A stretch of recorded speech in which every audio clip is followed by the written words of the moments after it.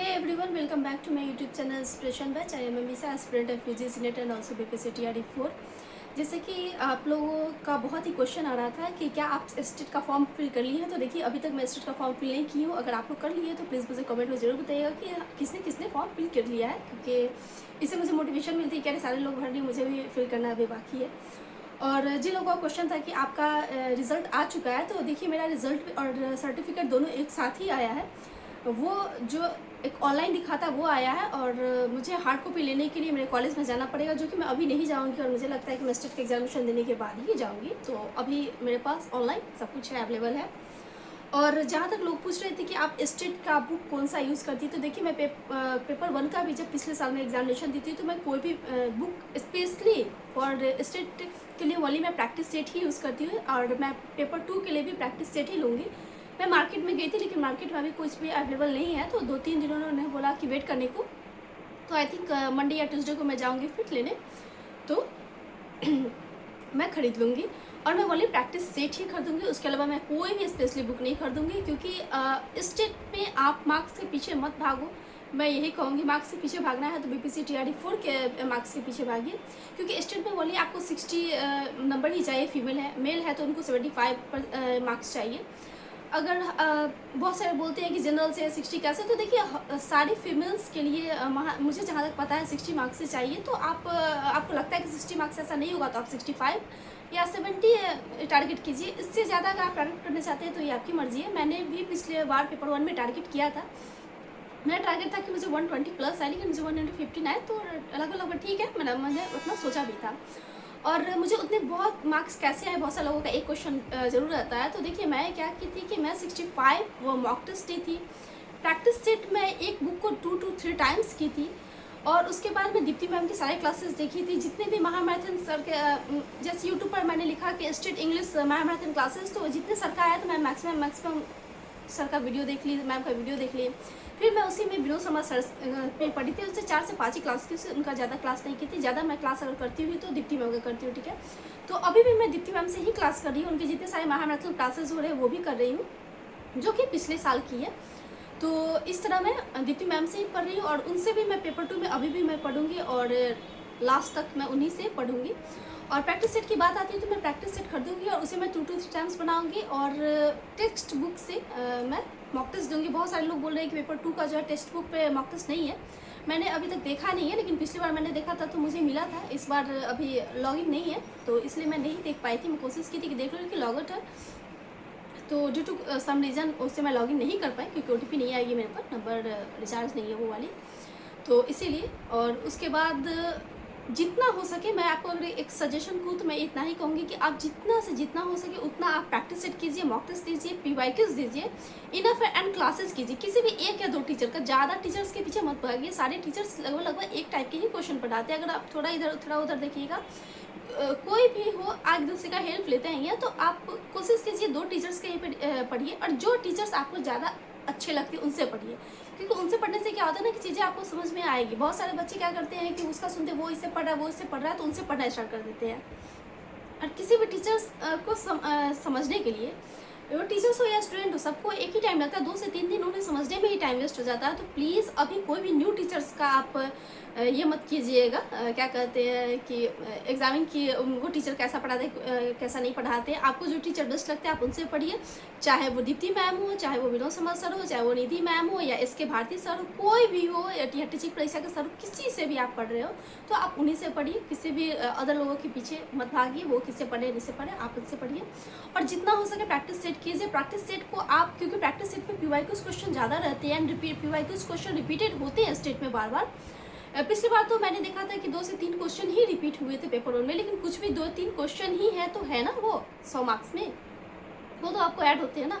तो आप PYQs question जितना हो सके प्रैक्टिस सेट कीजिए। मॉक टेस्ट से आप लैपटॉप या ये कंप्यूटर पे या मोबाइल से, टैब से, जिससे भी हो, आप एक अपना प्रैक्टिस बनाइएगा तो चीज़ें क्या हो जाएगी कि आपको बहुत जल्दी एग्जामिनेशन में हर चीज़ें कंप्लीट हो जाएगी। इससे क्या होगा कि आपको बहुत सारा टाइम बचेगा, आप रिवीजन बार बार कर सकते हैं, ठीक है।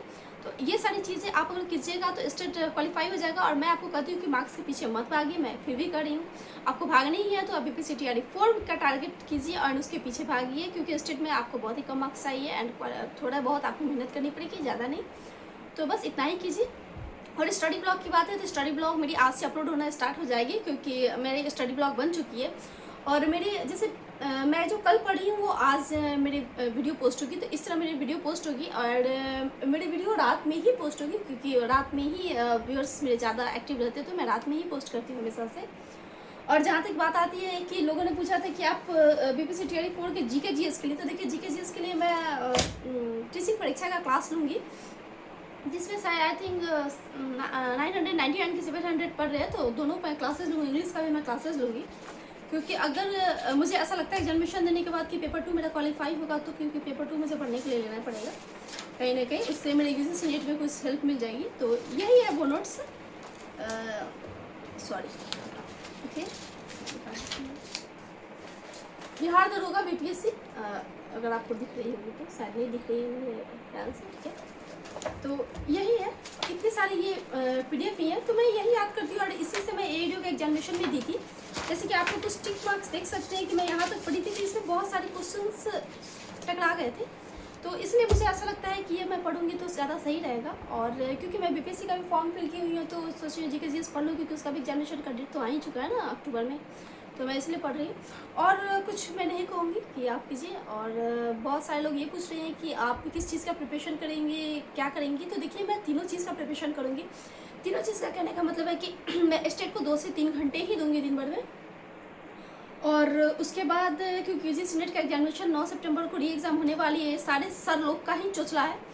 पहले जो है वो सर लोग बोलते हैं कि 60% जो है वो PYQs क्वेश्चन पूछे गए हैं, तो ये गलत है, दिस है डैट है, जाके पहले NTO का हंगामा करते हैं।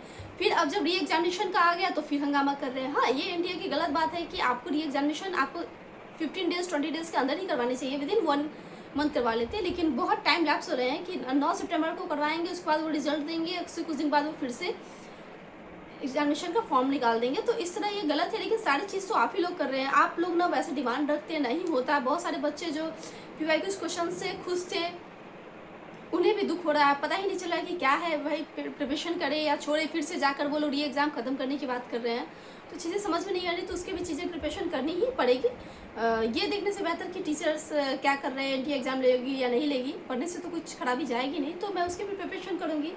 उसकी मैं प्रिपरेशन 3 घंटे से 4 घंटे ही करूँगी, और 1 घंटे ही मैं इसकी करूँगी। तो लगभग मैं 8 घंटे पढ़ती हूँ दिन भर में, तो मैं इसका ही करूँगी। और मैं लाइब्रेरी नहीं जा रही हूँ, क्योंकि जैसे आप लोगों को पता था कि मैं बनारस से आई हूँ, एंड अभी घर में कोई भी नहीं है, तो वही अकेले रहती हूँ, तो पढ़ाई करने में बन जाता है, कोई भी डिस्टर्बेंस नहीं होती है। तो अभी जैसे कि अभी ये जो वीडियो बना रही है, ये 9:30 में बन रही है, एंड वीडियो कंप्लीट होने के बाद मेरे एडिट वगैरह आधा घंटे में करने के बाद मैं 10 बजे से पढ़ने बैठ जाऊँगी। 10 से मैं 12 पढ़ती हूँ, जैसे कि जो मैंने शेड्यूल लिखी हुई है यहाँ पे।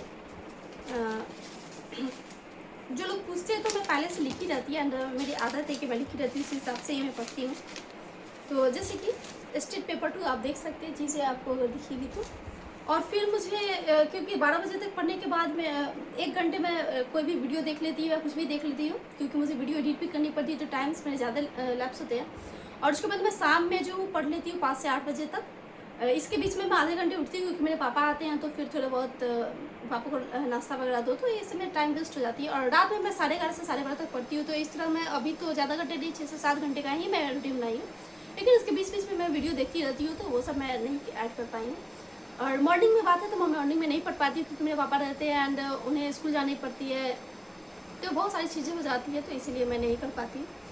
और इस तरह मैंने हर चीज़ें आप लोगों को शेयर कर दी कि मेरी वीडियो क्यों नहीं आ रही थी, मैं किस प्रिपरेशन कर रही हूँ, मेरा रिजल्ट आया नहीं है, तो मैक्सिमम मैं आप लोगों को रिप्लाई दे रही हूँ।